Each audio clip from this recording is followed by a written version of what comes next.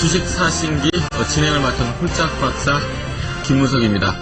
자, 이 시간에는 이 주식시장의 달인 네 분과 함께 현재 증시에 대해서 허심탄회하게 토론을 펼쳐보는 시간을 갖도록 하겠습니다. 자, 먼저 오늘 이 시간 함께 토론에 참여하실 분들 간단히 소개를 드리겠습니다. JD인베스트먼트의 윤종두 대표, 손자병법 연구소의 한만식 대표, 와우넷 전문가 우보 정윤모님 함께 하시겠습니다. 반갑습니다. 예, 네, 안녕하세요. 반갑습니다. 안녕하십니까. 자, 요즘 시장 분위기가 굉장히 좀 암담한 것 같습니다. 어제는 장중에 80포인트 이상 급락돼 있었고요. 오늘도 시장은 좀 강한가 싶었더니만 막판에 상승폭을 다 반납을 해버렸는데, 자, 최근 이틀간 시장 좀 어찌 보셨습니까? 미국 증시에 대해서 좀 상대적으로 아시아가 강했기 때문에. 근데 오히려 이제 어제 같은 경우에는 매수에 좀 기회를 주지 않았나 이렇게 생각을 했기 때문에 네. 주식 비중을 많이 늘렸습니다. 그래서 이제 현금 한 77% 갖고 있던 거를 어제 많이 늘리고, 오늘 같은 경우에는 이제 보합권까지 밀려 내려와 줬기 때문에 좀 기회가 아닌가 그렇게 보면서 많이 늘렸습니다. 한 88%까지 늘렸는데, 결과적으로 주말 재료 내용들 지나고 난 이후에 결론은 나오겠죠. 네. 지난주에는 이 엇박자가 나셨다 그래가지고 예. 거꾸로 하셨다 그랬는데, 이제 지난주 같은 경우에 사실상 10월 말에도 네. 엇박자가 났기 때문에 네. 엇박자 날 때마다 이제 저희 고객분들께 말씀드리는 내용은, 제가 또 패닉에 빠지고 네. 또 이제 참여하신 분들도 패닉에 빠지면 안 되거든요. 그래서 한 일주일 정도 어찌 보면은 쉬어가자, 주식 비중을 줄여놓고 네. 쉬어가자 이렇게 했는데, 어찌 보면 다행스럽게 빠져준 거고, 네. 또 한편으로 본다면은 안 빠지고 또 올라가서 위에서 잡아도 되는 분위기였는데, 네. 하여간 지금은 다시 이제 주식을 좀 일부 채우는 상태에 유럽 증시가 또 상승을 하고 있기 때문에 약간은 좀 흥분이 되고 있습니다. 지난주는 분위기가 좀 이렇게 좀 어두웠었는데, 그렇죠? 근데 오늘은 일단 분위기는 좀, 시장은 안 좋았는데 좀 밝기 시작. 힘든 시장 내에서 내용들을 다 잘 하신 것 같다는 기분 듭니다. 자, 아무튼 지난주 이 시간에 제가 열띤 토론을 통해서 이번 주 시장 좀 조정 가능성 있다라는 걸 좀 열어드렸고요. 다만 그 부분을 좀 적극적인 기회로 보자라는 말씀도 함께 드렸던 것 같은데, 자, 이번 주에 또 중요한 이 시장 관련된 부분, 또 이슈 관련된 부분, 어떻게 대응을 해야 될지, 자, 오늘 첫 번째 토론부터 열어보도록 하겠습니다.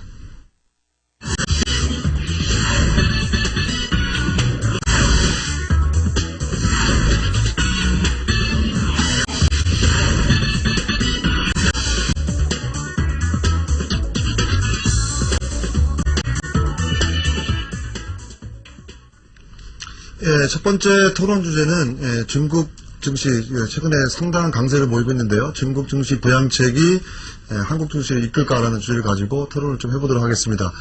시장의 여러 가지 면에서 아직까지는 좀 불안하고요.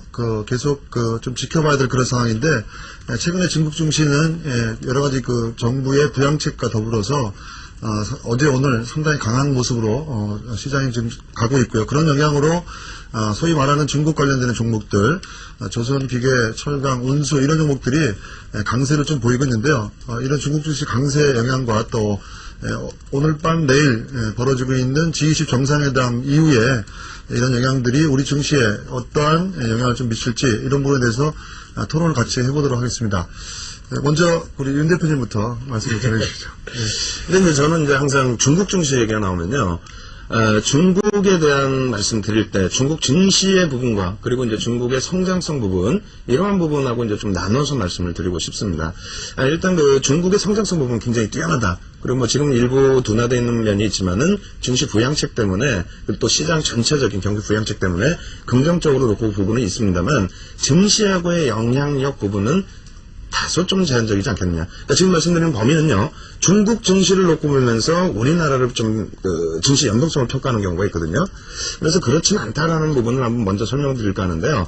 준비해 놓은 표가 있습니다. 이 표 먼저 놓고 보면서 말씀드리겠습니다. 일단 중국 경제 성장률 추이 놓고 보시게 되면은 올해 이제 3분기 기준에서 좀 많이 낮아지긴 했습니다만, 2000년부터 해서 이제 8%대 성장률에서부터 2003년 넘어서면서부터 이제 두 자릿수 성장률이 나왔죠. 2005년도에 이제 완벽하게 두 자릿수 성장률이 이제 굳어지는가 이렇게 생각을 했었는데, 어찌됐건 지금까지의 성장률 기준에서는 아직까지는 고성장이라고 보고 있고요. 그리고 이제 이것을 보여드린 이유는 중국 증시의 흐름입니다. 앞서 보신 것처럼 2001년 이후에 8%대에서부터 11%대까지 쭉 성장을 하는 과정 속에서 중국 증시 자체가 이러한 성장성을 바탕으로 해서 계속 상승이 나왔던 건 아니라는 거죠. 오히려 이제 그 2000포인트 위에서부터 2005년도에 1000포인트가 이탈되는 흐름까지 그 이후에 이제 그 보시면은 정책적인 기준입니다. 그래서 2005년 5월 이후에 거래세이나라든가 그리고 이제 부의 재분배 이런 부분 때문에 유동성과 함께 굉장히 탄력적인 그 상승 랠리가 나왔었고요. 그 이후에 이제 75% 하락 구간 속에서 한동안은 뭐 한국 증시하고 연동성을 같이 비교를 하셨는데 그렇지는 않다. 말 그대로 연동성이 있다면 우리나라가 75% 하락해야 되는 것이 아닌가 이렇게 말씀드리겠고요. 마지막으로 이제 그 세 번째 부분은 이번 주 내내도 마찬가지입니다. 지금 이제 표가 나오고 있는데요. 상하이 지수가 엄청난 그 대규모의 재료, 경기 부양책을 바탕으로 해서 7.27% 상승. 근데 그날 그 항생 지수 같은 경우 3.5이거든요. 근데 한 주 전에만 놓고 보더라도 항생 지수의 상승 탄력 14%까지도 나왔었다는 거죠. 그 외에 이제 그 국내 증시라든가 또 유럽 같은 경우가 1%대 상승, 그리고 다우라든가 대만, 그리고 태국 같은 경우는 그날 하락이 나왔다는 겁니다. 그리고 목요일째 기준 보시면 굉장히 좀 재미난 사실이 있어요. 상하이 지수가 3.68% 상승할 때 항생이 5.15% 하락을 했습니다. 다시 말씀드린다면은 중국 그 경기 동향에 대해서는 좀 관심을 많이 갖더라도 중국 증시 부분은 이제는 관심권에서 좀 지우자. 항생도 영향을 안 받는 중국 증시를 우리나라 증시가 영향을 받을 가능성은 적다. 일단 증시 부분에서 이렇게 말씀을 드리겠습니다. 저도 일단 뭐 같은 의견이라고 보시면 될 것 같은데요. 일단 이번 주에 중국이 대규모 경기 부양책 발표가 있으면서 실질적으로 중국 증시는 지금 뭐 나흘 연속 지금 상승세를 보이고 있고요. 오늘 한국 증시는 뭐 상승 출발했다 상승을 반납을 했지만 또 중국 증시만 든든하게 오늘 3% 이상 상승 마감한 것 같습니다. 일단 중국 증시에는 좀 도움이 되는 그런 요소들이 맞긴 맞는 것 같은데 일단 저는 이제 개인적으로는 단기적으로 일단 투자 심리에도 일단 도움이 된다고 보고 있고요. 왜냐하면 이 최악의 상황을 좀 벗어날 수 있을 만한 그런 투자 심리에 좀 호재적인 요인이라고 보고 있고 또 워낙 중국도 그렇고 한국도 그렇고 전 세계 증시가 많이 빠져있는 상태에서 정부에서 나서서 대규모로 경기 부양을 한다는 것 자체는 분명 호재는 호재라고 보고 있습니다. 다만 호재긴 합니다만 조금 우려되는 부분이 이렇게 강한 경기 부양책을 낼 수밖에 없는 부분이 좀 부담이 되지 않나 싶습니다. 즉 지난 2007년도 2분기만 하더라도 중국의 경제 성장률이 12%가 넘었습니다만은 이번 2008년 2분기 경제 성장률이 지금 10%대 초반으로 좀 떨어져 있고요. 얼마 전에 이제 3분기 또 GDP 성장률 발표가 했는데 9%대로 이번에 4분기는 더 떨어지지 않을까 이렇게 보고 있습니다. 그래서 일단 전 세계적으로 특히 미국발 금융이기 때문에 이 선진 경제가 크게 지금 소비가 위축되고 있는 부분이 결국은 이제 중국이 엄청나게 지금 이제 선진 시장 쪽으로 수출 많이 하려고 공장을 많이 지어놨는데 이게 지금 현재 선진국들 쪽에서 소비가 좀 위축되다 보니까 결국은 이제 중국 쪽도 이 경제 성장률이 좀 급격하게 둔화되지 않을까. 뭐 요즘 보니까 4분기에는 잘하면 뭐 7% 미만 떨어질 수 있다라는 얘기가 나온 것 같습니다. 그래서 저희가 이제 우려하는 부분은 한국은 좀 틀립니다만은 중국 같은 경우는 과거 1930년대에 미국이 한번 이 대공황을 겪었던 것처럼 지금 뭐 올림픽을 앞두고 엄청나게 시설 투자도 많이 하고 공장도 많이 지어놨습니다만은 중요한 것은 이걸 소비해줘야 될 나라에서 지금 금융발 위기 때문에 소비가 위축되고 있기 때문에 이 현재 지금 찍어온 것들이 중국 자국에서 일단 소화가 돼줘야 된다. 그런데 문제는 인구가 14억이 넘지만 무엇보다 실질적으로 소비를 할 수 있는 소비자들이 제가 봐서 한 5천만 명 정도 많지 않기 때문에 중국도 좀 재고가 많이 쌓이는 장기 침체가 좀 이어지지 않을까. 그것 때문에 지금 대규모 경기 부양을 하는 거기 때문에 아마 제가 봤을 때는 단기 호재는 되겠지만 일단 중국도 좀 힘든 과정 거쳐 나가지 않을까 보고 있습니다. 일단 뭐 저는 그 앞부분에 대해서는 중국 증시와 우리나라 증시에 대해서 이제 연결 가능성이 없다 이렇게 설명드린 거고요. 뒷부분 지금 설명드리려고 하는 거는 홀짝 박사님 의견하고 이제 좀 비슷한데 오히려 이제 그 재료성 유인은 굉장히 크다. 클 수밖에 없다. 뭐 이렇게 이제 말씀을 드리겠습니다. 그러니까 중국의 증시, 중국 상하이 증시의 영향력이 아니라요. 중국의 이제 경기 부양책 자체가 굉장히 그 영향력을 많이 가지고 올 수 있다 이렇게 말씀을 드리겠는데 파워포인트가 10장입니다. 그래서 이제 그림을 확 넘기면서 빨리빨리 설명을 드리겠습니다. 먼저 첫 번째 놓고 보시면은요, 밑에 선이 중국입니다. 위에 선이 이제 그 미국이고요. 세계 그 GDP 경제 비중에서 차지하는 비중이 중국이 미국을 월등히 넘어섰어요. 17.4라고 나와 있는데 실질적으로는 지금 미국의 GDP 비중은 한 14% 정도 되는 걸로 알려져 있고요. 두 번째로 중국 경제 자체가 이제 중요한 이유는 아까는 이제 GDP가 차지하는 비중이고 세계 경제 성장 기여율 GDP 성장 기여율에 대해서는 중국이 2006년도에 30에서 지금은 34까지 높아져 있습니다. 거기에 중국의 이제 2006년까지의 자료이긴 합니다만 수출입 동향 자체가 어마어마하게 크게 증가를 했죠. 이 부분 때문에 2003년 이후에 이제 그 글로벌 경기가 좋아진 거고요. 그리고 이제 우리나라 같은 경우에도 대미 수출액 대비해서 대중 수출액이 월등하게 증가를 했다라는 겁니다. 여기에 한 가지 놓고 보셔야 되는 부분이 앞서 이제 말씀해 주신 것처럼 GDP 성장률 자체가 이제 계속해서 중국도 밀려 내려가고, 그리고 2009년도 예상 전망치 자체가 지금 뭐 7.5까지 나와 있습니다만 6.5까지도 하향이 됐었죠. 근데 이번에 대규모 경기 부양책과 함께 최소 2% 정도는 올릴 수 있다. 그래서 8%대 중반 정도의 성장성은 유지해 줄 수 있다는 게 일반적인 시각입니다. 그렇기 때문에 일단 그 경기 부양책 이러한 그 효과, 지금 화면에는 뭐 조그맣게 글씨가 보일 텐데 나중에 이거 올려드린다고 하고요. 추가적으로 나올 수 있는 그 범위의 기준이 뭐가 있느냐, 요걸 좀 놓고 보시면 될 것 같아요. PPI와 CPI 기준이 되는데 1사분기와 2사분기의 지진과 폭설의 영향으로 과도하게 올라섰었던 물가상승률, 이러한 부분이 원자재 가격의 하락 등에 힘입어서 굉장히 낮게 이제 그 밀려 내려오고 있죠. 그렇기 때문에 금리를 인하를 해주고 있고요. 이 부분은 내년에 추가적인 인하가 기대되고 있습니다. 거기에 지급준비율 역시도 인하를 해주고 있다. 이 부분은 뭐냐면 중국 자체에서의 성장률 기조가 조금만 더 방어가 된다면, 그러니까 예상치보다 쭉 내려가는 것이 아니라 말 그대로 우리가 기대하는 것처럼 8%대 성장 기준을 잡아줄 수 있다라고 한다면, 그렇다면은 글로벌 시장에 지금 신용 경색 부분이나 여러 가지 경기 성장률에 대한 우려감, 2차 대전 이후에 처음이죠. 마이너스 성장만 나올 수 있다는 부분이. 근데 이러한 부분의 해소 부분이 다소 좀 강하게 표출돼 주지 않을까, 뭐 이렇게 기대를 하고 있습니다.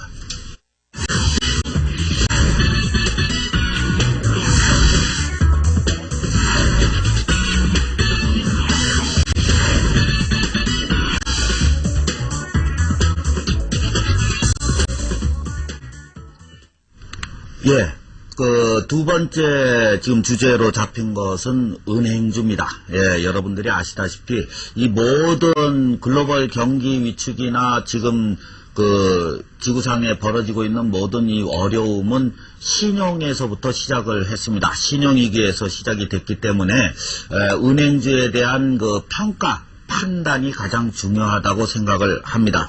뭐 제 입장은 요 은행주 주제를 보기 때문에 제가 판단을 내리기는 좀 어렵습니다만은 오늘 참여하신 패널 여러분들이 은행주를 어떻게 보시는가, 그것이 해결이 돼야 우리 시장이 그 방향이 일정 부분 잡히지 않을까 이렇게 생각을 합니다. 어떻게들 생각하십니까? 저는 굉장히 크게 반대를 합니다. 두 분 의견에 대해서. 왜 그러냐면은 우리가 이제 그 지금 은행 업종 중에서 지방은행들 말고 이제 대형 지주회사 격의 은행들을 말씀을 드릴 텐데요.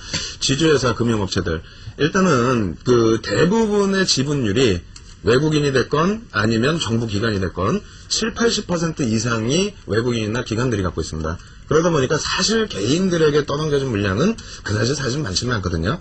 그런 범위에서 사실 막연하게 금융주에 대한 불안 요인이라든가 막연하게 조금 힘들어하는 경우가 있는데, 지난 그 3월달 바닥에서부터 5월달까지 상승 랠리가 나올 때 일반적으로 이제 우리가 수출주들, 환율 영향의 수출주들의 반등만 생각을 하시는데, 사실 그때 당시 글로벌 증시가 다 반등이 나왔었던 부분은 미국도 마찬가지고요, 우리나라도 마찬가지고 금융주의 반등 탄력이 굉장히 강했다는 겁니다.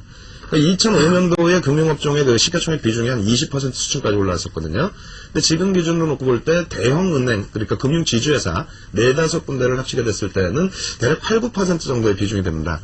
그쪽에서, 금융 쪽에서 불확실성이 해소되지 못하는 상태의 시장 반등은 좀 예상하기 힘들다 이렇게 생각을 하고요. 그리고 엇박자가 나오고 있어요. 신한지주와 그리고 KB금융 같은 경우, 오늘 같은 경우 좀 상대적인 강세, 그리고 이제 우리금융 같은 경우에는 약보합권, 그리고 하나금융지주는 13%대 종가 수준, 그렇지. 그리고 한국금융지주는 이제 5%대 하락을 나타냈는데, 하나금융지주는 신뢰도를 좀 잃어버렸다라고 할지라도요, 오늘도 외국인이 200만 주를 매도했어요. 거의 하루에 1% 가까이 매도를 했습니다만, 나머지 65%의 외국인 지분은 어떻게 할 겁니까? 그러니까 지금 어렵다고 했을 때 밀려 떨어져 있는, 또 정부기관이 갖고 있는 우리금융지주 70%의 하락률이거든요. 5월 고점 대비해서. 이게 무슨 뭐 소형 뭐 어떤 부품업체도 아니고, 그런 범위에서는 낙폭과제 기점에서 우리가 다시 한번 생각해보자. 그럼 다시 한번 생각해 볼 범위는 일단은 지표상으로 금융지표 보여드리도록 하겠습니다. 지난주에도 한번 이제 보여드린 금융지표인데요. 미국 쪽부터 놓고 보게 되면은, 이게 이제 영국 런던 은행 간의 이제 금리, 리보 금리를 얘기하는데요. 달러에 대한 리보 금리입니다. 계속해서 23거래일까지 하락을 한 이후에 24거래일째 이제 소폭의 반등이 나왔지만은 2005년도 수준까지 이제 내려와줬어요. 2004년도까지도요. 이렇게 되면서 미국의 이제 금융업체들의 바닥반 능력, 우량업체들 기준이 되겠죠. 두 번째로 우리나라 이제 CD금리입니다. 우리나라 CD금리가 급작스럽게 올라간 부분, 10월부터 해서 또 특히 10월 중순 이후 6%까지 올랐던 범위는 G7 회담 때에 우리가 원했었던 통화수합을 못 꺼내왔기 때문인데, 일단 14일날 한중일 수학거래에 대한 그 논의가 돼 있죠. 그 부분에 대한 결과치. 그렇지, 20여단에 대해서 역시 공조 부분에 대한 내용이 나온다면은 이 금융 부분에 대해서 먼저 안정성이 나올 것 같다. 그리고 세 번째로 이제 하나 더 보여드릴 텐데요. CDS 프리미엄입니다. 글로벌 시장에서 지금 10월 중순 이후에 이게 이제 그 BP로 따지고 있는데 퍼센테이지로 보시면 될 것 같아요. 7%의 금리까지를 줘야만 우리나라 5년 만기 외평차가 거래가 됐습니다. 지금 포스코 같은 경우에도 마찬가지거든요. 600bp까지 올라갔다가 지금 200bp까지 떨어졌는데, 이 금융에 대한 불안 요인들을 해나가고 있는 과정, 그리고 건설 쪽에 대해서 어제 오늘 상당히 건설 쪽이 낙폭을 어제 같은 경우에는 많이 줄여놓은 상태에서 뭐 GS건설 같은 경우에 네. 오늘 상당히 강했거든요. 네. 그 부분은 연말까지 해결해야 될 PF 같은 경우가 이제 22조인데 어느 정도 숨통은 튀었다는 거죠. 그렇죠. 그리고 이제 은행권 같은 경우 은행채가 25조인데 그 부분을 사실상 한국은행과 그리고 국민연금 쪽에서 다 받지는 못해요. 구조 규모 정도를 얘기를 하지만, 만약에 통화스와프 자체가 이번에 조금 제대로 돼서 갖고 들어오게 된다면, 그렇게 된다라고 한다면은 일단은 은행들에 대한 CDS 프리미엄이 낮아지기 때문에 그 부분에 대해서는 오히려 제가 판단할 때는 은행주들 3월달에 반등 랠리처럼 좀 보아야 되지 않을까. 나는 그래도 삽질인데. 근데 제가 그러면 간단하게 하나씩만 여쭤보면은, 얼마 전에 그 기업은행에 대해서 정부에서 1조 원의 그 3자 배정 유증이 들어와서 그걸로 그 중소기업들을 대출해주고 키코에 대출해준다는 그런 그 얘기가 나오면서, 그게 증자가 되기 때문에 기업은행이 하한가에 그대로 내리꽂혀가지고, 지금 우리 채팅방에서도 어떤 분이 기업은행 물려있다고 그러시는 얘기가 좀 나오는데, 저도 기업은행을 좋아하다가 지금 그것 때문에 좀 고전을 하고 있거든요. 그래서 제가 지금 간단히 여쭤보면은, 은행들이 증자를 안 해야 될까요? 지금으로서는 은행들의 증자설들이 일부분 나와 있거든요. 나와 있지만은 문제는 증자가 나온다면 쥐약이잖아요. 쥐약이죠. 그런데 예. 그걸 감수하고 지금 은행주에 대한 관심을 지금 그래도 지분이 현재로서는 있으니까? 증자 가능성 범위의 기준이 그렇게 높지 않습니다. 지금 말씀드리는 거는 지방은행이라든가 이런 범위가 아니라 뭐 금융지주회사격 이런 특히 그런 쪽으로 보고 있는데, 예를 들어서 기관과 외국인의 지분율이 월등히 7, 80% 수준을 차지하고 있기 때문에 그쪽에서도 자금 부담에 대한 범위 거의 뭐 증자하기 힘든 범위이고요. 다만 CDS 프리미엄 자체가 지금 은행 쪽에서도 상당히 낮아져 있고 CD 발행 금리를 지금 다시 낮춰서 발행을 하고 있는데 성공이 되고 있습니다. 성공이 되고 있기 때문에, 근데 이제 뭐 좀 아쉬운 거는 정부에서도 너무 많은 CD 발행이라든가 이런 부분을 이제 제한적으로 막고 있거든요. 그래서 이제 그 부분에 대한 범위, 그러니까 유상증자 쪽이 아닌 신용 쪽에 대한 그 범위에서만 프리미엄이 낮아진다면, 그렇다면은 충분히 주가에 지금 반영돼 있다 이렇게 보고 그런 부분은 저도 이해를 하는 게 뭐냐면은, 그 요번에 그 건설사 하나가 결국은 넘어갔지 않습니까? 근데 거기 주대출은행이 별로 타격을 안 받더라고요. 그런 거 보면 좀 살아날 것 같은데, 그 어떻게, 증자는 어떻게 보세요? 해야 된다고? 근데 일단 뭐 앞서 말씀드렸던 것처럼 제가 우려하는 부분은 바로 이제 그러한 부분입니다. 일단 내년 봄 될 때까지 증자 관련된 얘기도 많이 나올 것 같고요. 일단 주식시장에 이거는 분명히 악재이기 때문에 일단 뭐 나중에 좋아질 수는 있겠지만, 이미 지금 저평가 논란 자체는 은행주는 별로 의미가 없는 것 같고요. 지금 대부분의 상장 그 은행주들이 지금 자기 자산 대비 주가가 이미 싼 가격까지 다 떨어져 있고, PBR 뭐 1배 다 미만으로 지금 떨어져 있는 상황이지만, 우리가 일단 주목해야 될 부분은 과거 IMF 외환위기 때도 거의 PBR 0.5배 정도 수준에서 거의 1년을 헤매고 있었기 때문에 제가 봤을 때는 아직까지도 은행주에 대해서는 이제 본격적으로 나올 만한 어떤 악재들이 남아있고, 또 앞서 말씀하셨던 정자 관련 부분도 앞으로도 언제든지 또 추가적으로 다른 은행이 이제 타겟이 돼서 나올 수도 있는 상황이기 때문에 드문드문 악재 나올 게 많고요. 악재 나올 게 많다는 얘기는 지금 현재 뭐 주가가 싸긴 싸지만 계속적으로 싼 영역에서 좀 있어야 되지 않겠는가. 한 대표님.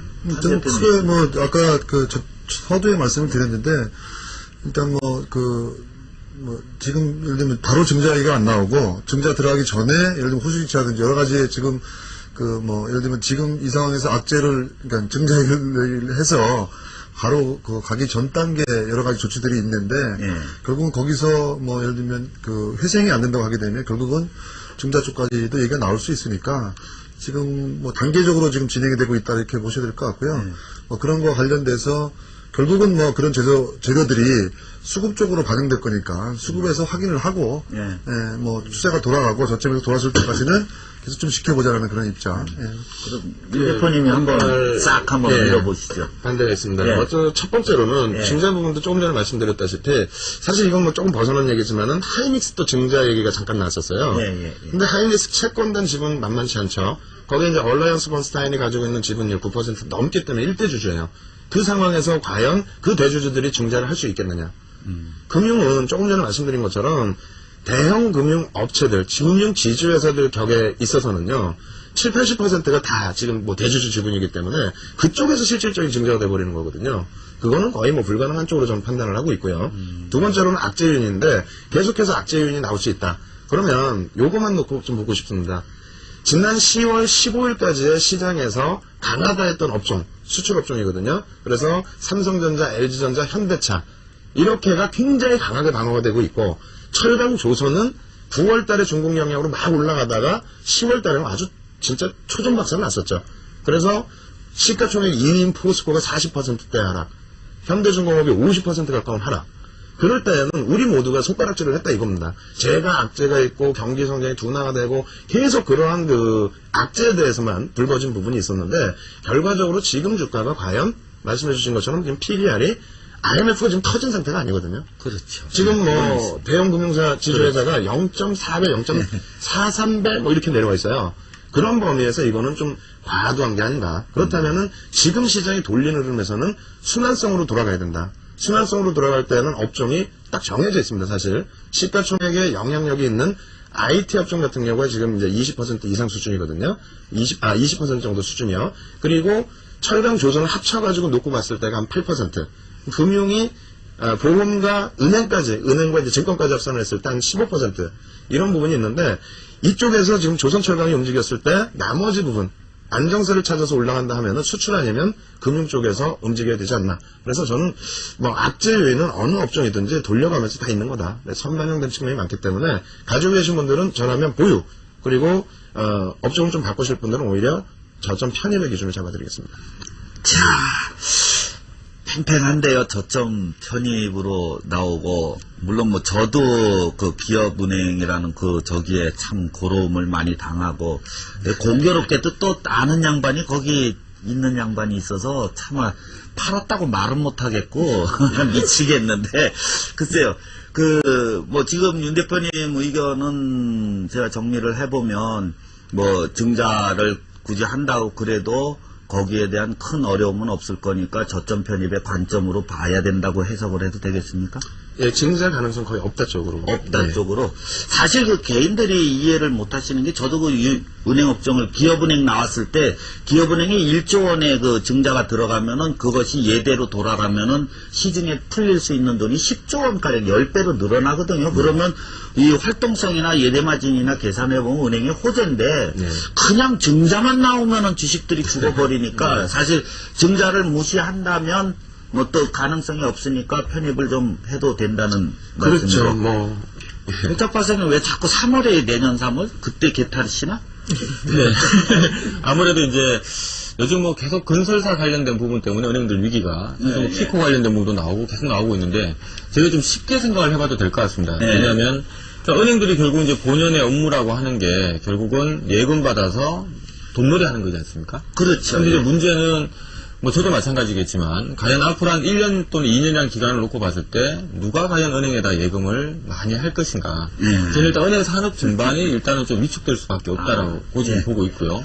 그 다음 현재 지금 또 굉장히 지금 순이자 마진도 많이 축소된 상황이기 때문에, 지금 상황에서는 적어도 이게 해소되려면 저는 최소한 6개월 이상은 걸리지 않을까 보고 있습니다. 그래서 뭐 일단 너무 싸기 때문에 뭐 반등 정도가 나올 수 있는 부분이지만 최근 사실 은행업종 주가 차트 모양을 봐도 여타 뭐 중국 관련주가 됐던 다른 산업들 같은 경우는 그래도 이제 시장 반등 나올 때 같이 나오고 있지만 은행주 주가 흐름은 전혀 지금 시장에 소외되고 있거든요. 그러니까 제가 봤을 때는 그건 맞죠. 큰 자금 흐름 자체는 일단 은행주 싸긴 싸지만 아직은 아니다라고. 일단 자금이 좀 이동되기 좀 힘들지 않습니까? 이거 보고. 예, 그럼 뭐 이렇게 정리를 하겠습니다. 뭐 우리 홀짝 박사님이나 한 대표님은 은행주에 대해서는 아직 시기상조다. 가능하면 갖고 있는 것도 좀 교체를 하는 쪽이 맞지 않겠느냐. 우리 윤 대표님은 지금 기업 펀드멘탈이나 외국인 지분이나 또 가격 대비나 모든 면에서 IMF 이전으로 되돌아간 수치이기 때문에 지금은 오히려 편입을 한번 해봐야 될 때가 아니겠느냐. 네, 맞습니다. 예, 이렇게 정리를 하고 다음 주제로 지금 이제 가장 중요한 현 상황의 코스피가 어디로 흘러가는가 그 부분에 대한 주제로 넘어가도록 하겠습니다.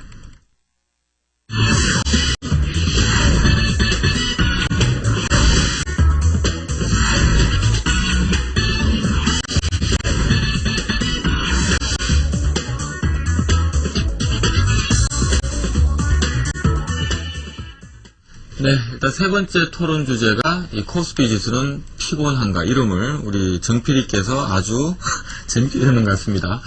자, 일단 지난주에 저희가 이 지수 관련해서 토론할 때는 1000포인트 다시 붕괴되나 라는 부분으로 진행을 했는데 오늘은 코스피 지수 피곤한가 또 뭐 내용이 좀 주제가 좀 그러네요. 자, 우리 윤 대표님은 과연 이 또 혼나실 수 있는 부분을 피해 나갈 수 있을지 이거 뭐 뭐든지 또다시 위험할 수 있다는 얘기하면 이제 혼난다 생각하셔야죠. 아니요, 저는 뭐 지난주에도 분명히 말씀드렸지만은 천 안 깬다는 말씀을 분명히 드렸어요. 네. 천 안 깨고 만약에 다음 주에 만약에 천을 깬다, 그럼 저는 천 깨는 순간부터 해서는 말 그대로 700포인트까지 열어놓을 겁니다.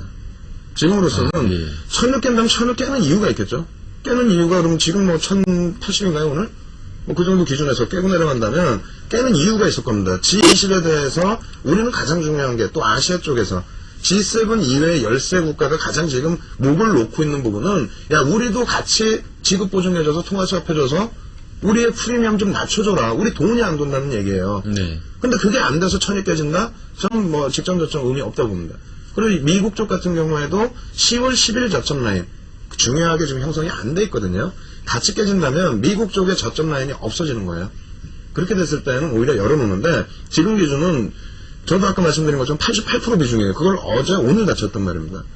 70% 이상의 현금에서. 네. 그러면은 저도 목을 놔야 되는 부분이 천은 안 내려간다. 그리고 제발 월요일부터 해서 재료를 받아줘야 된다. 근데 미국과 유럽과 우리나라는 좀 다르게 보고 있습니다. 네. 어떻게 다르게 보냐면요.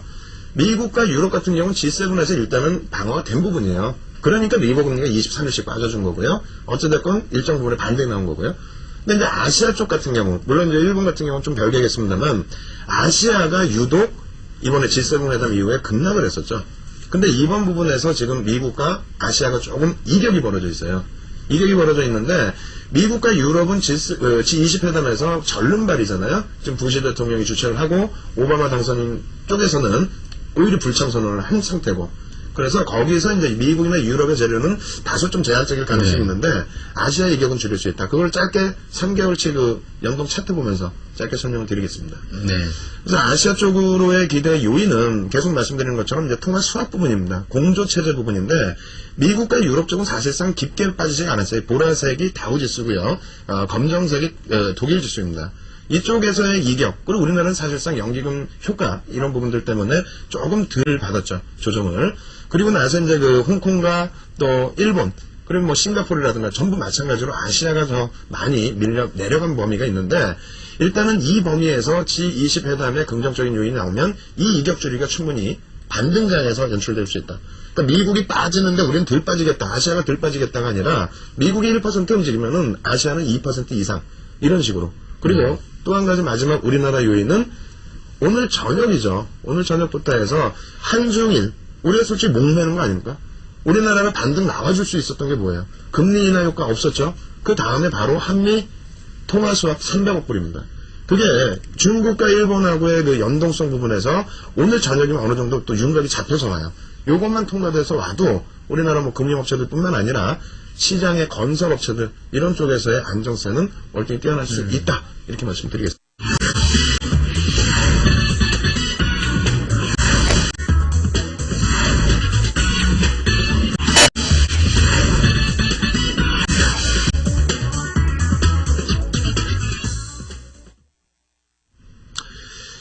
네 번째 주제입니다. 위기인가 기회인가. 만약에 이제 오늘 또 40포인트 갭상승 이후에 또 너무 뻗어 올라갔다면은 이 주제 자체가 조금 또 애매모호해질 수도 있었는데, 오늘 다시 눌렸습니다. 근데 이 눌린 폭이 아시아 증시에서 태국이라든가 인도, 우리나라만 이렇게 좀 눌려있기 때문에 많이들 의아스러워 하셨는데요. 제가 볼 때는 이제 미국장이 바로 21선 밑에서 마무리가 됐고, 그리고 이제 그 일본이라든가 항생지수, 올려놓은 범위가 21선 기준입니다. 다행스럽게 이제 유럽 쪽에서 지금 21선을 월등하게 뛰어넘어 올라서 주고 있기 때문에, 그렇다면 이제 그 국내 증시 다시 21선 바로 밑에 놓아놓은 현 시점에서, 그리고 연기금이 좀 인위적으로 끌어올리지 않고 정상적인 전체 글로벌 시장의 21선 그 위치에 놓여져 있는 장세가 위기일지 아니면은 또 굉장한 또 기회가 될지 투자 전략을 통해서 알아보도록 하겠습니다. 먼저 박문석. 네. 죄송합니다. 자, 쉽지가 않은 것 같습니다. 네. 이름을 딴 분을 불러서 그냥 박문석이라고 옆에 왔나 그렇게. 죄송합니다. 자, 아무튼 우리 지금 이제 뭐 위기인가 기회인가라는 부분에 대해서는 저는 뭐 아예 단호하게 위기라는 말 자체가 결국 이제 위험일 수도 있고 기회일 수도 있다는 얘기인데, 저는 이번 이 시장 자체는 굉장한 기회라고 지금 보고 있고요. 일단 제가 보통 이 주가를 결정하는 변수가 이제 두 가지라고 보시면 됩니다. 하나는 이제 그 기업의 가치, 뭐 그 기업의 자산 상태든 또 그 기업이 벌어들이고 있는 뭐 수익 상태라든가 또는 미래에 벌어들일 성장에 대한 기대감, 이런 것들이 반영이 돼서 우리가 흔히 어떤 기업의 적정 주가라고 하는 걸 뽑게 되고요. 두 번째는 이렇게 적정 주가를 뽑아보면 과거 주식시장 역사를 보면 이러한 뭐 이 회사의 자산이나 수익, 미래 성장에 대한 기대감까지 다 반영을 해서 어떤 A라고 하는 회사의 적정 주가를 뽑아보니까 10,000원인데, 이 주가가 항상 그러면 10,000원에 있어야 됩니다, 원래는. 근데 주식시장에서 이 10,000원에 있어야 될 주가가 항상 가격해보면은 어떨 때는 10,000원에 있어야 될 게 20,000원에서 거래되기도 되기도 하고요. 또 어떨 때는 10,000원에서 거래돼야 될 게 5,000원, 6,000원에서 거래되는 것도 제가 종종 확인 합니다. 어찌 보면 작년에 중국 증시 같은 경우도 마찬가지지만 88 올림픽 하기 전에 한국 증시 1, 2만원 해야 될 주가가 당시 올림픽을 앞두고 주식시장이 좋아지겠자고 돈이 막 몰리다 보니까 막 5만원, 7만원, 8만원도 막 갔었고요. 지난해 중국도 마찬가지. 대충 한 뭐 만원 정도에서 그래야 될 게 올림픽을 앞두고 돈이 많이 몰리다 보니까 돈 힘 때문에 막 20만원, 30만원도 가고 결국 다 박살이 납니다.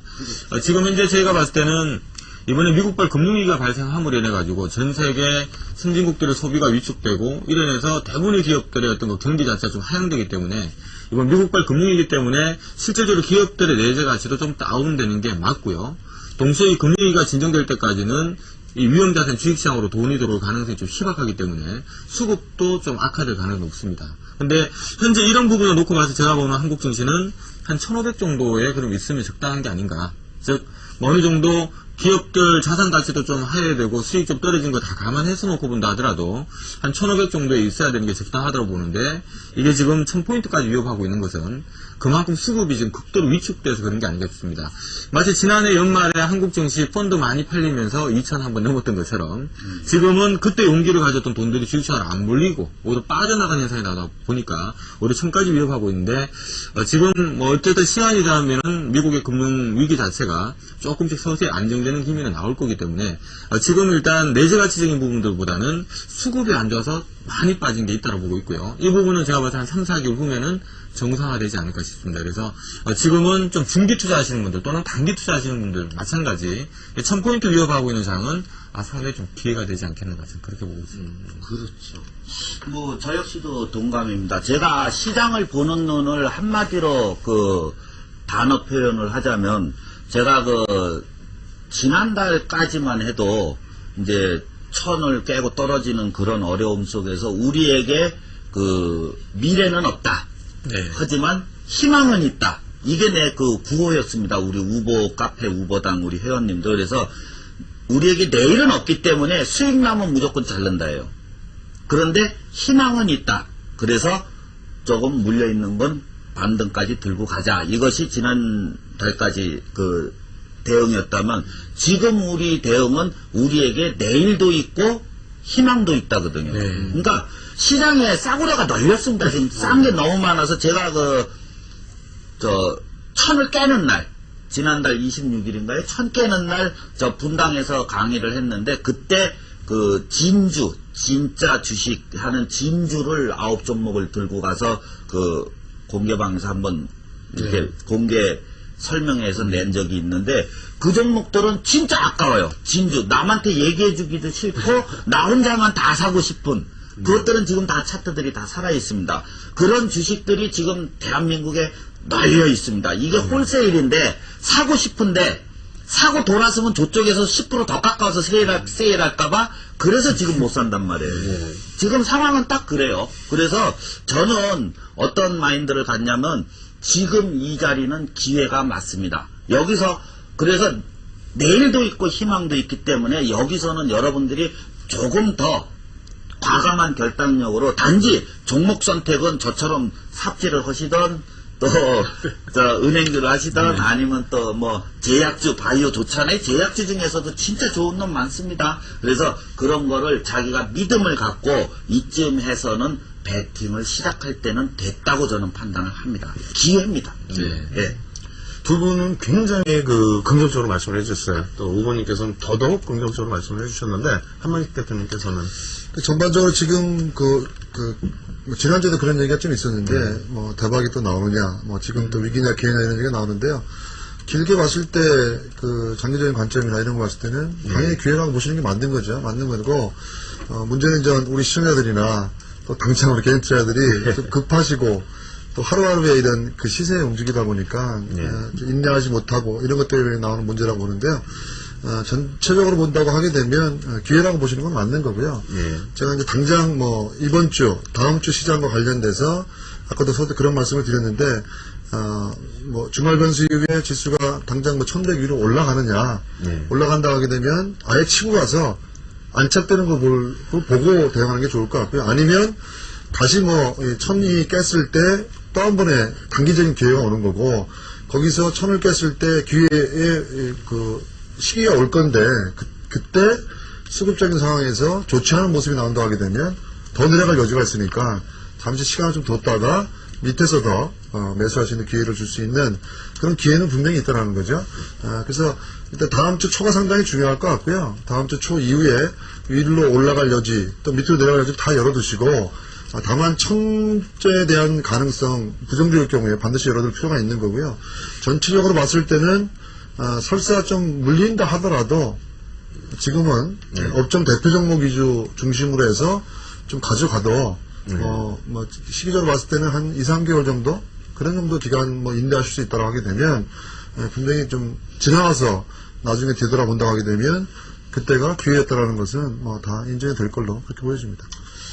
일단 홀짝 박사님께서는 단기나 중기나 전부 이제 기회 정도 놓고 봐야 되지 않느냐. 1500 정도가 적정 수준의 지수라면은 지금은 기회라고 놓고 봐야 된다. 후보님께서는 내일도 있고 우리는 이제 희망까지도 있다. 지금 저 한 가지만 첨언을 하자면 지금 우리 채팅방에 들어와 계신 분이 아까는 1000을 건드릴 수 있대더니 지금은 또 왜 기회라고 그러냐고. 그렇게 보니까 맞아요. 근데 이게 있습니다. 주식시장에서 2000을 가도 못 먹는 사람이 있어요. 1000을 가도 버는 사람이 있습니다. 우리 지금 1500에서 1000으로 떨어지는 이 고생 속에서도 수익들이 나고 있단 말이죠. 그건 얼마든지 할 수 있는 거예요. 그래서 종목의 압축이고 1000에 대해서 단기로 갔다 올 수 있어도 종목이 좋은 걸로 버티고 살아남을 수 있다면 여러분 마음 다치지 마시고 답답해서 손절치지 마시고 살아남는다면 얼마든지 수익이 날 수 있는 기회 윤 대표님 옛날에 소시적에 쓰던 아이디 있죠? 전시된 장입니다. 난 그 아이디 맨 처음에 이상하게 어감을 해석했는데 전시된 장에 싸거든요. 단지 그 아픔을 참을 각오는 해야 됩니다. 샀는데 물렸는데 속상해서 죽어서 또 자르면 그게 죽는 거고 그게 아니라면 됩니다. 나는 그렇게 봅니다. 그래서 지금 뭐 살짝 흔들리더라도 오히려 이제 기회라는 부분 다시 한번 강조해 주셨고요. 그리고 이제 한만식 대표님께서는 주초반에 좀 열어두지만 2-3개월 정도로 놓고 본다면은 당연히 기회로 받아들일 수 있다. 그래서 저는 이제 전략을 지금 말씀 못 드리는데 내일입니다. 내일 성남 상공회의소 분당 2매형 6번 출구입니다. 무료 강연에 준비되어 있습니다. 전략과 종목 ELW까지 4시간 강연에 참여하셔서 좋은 정보 얻어가시기 바랍니다. 네.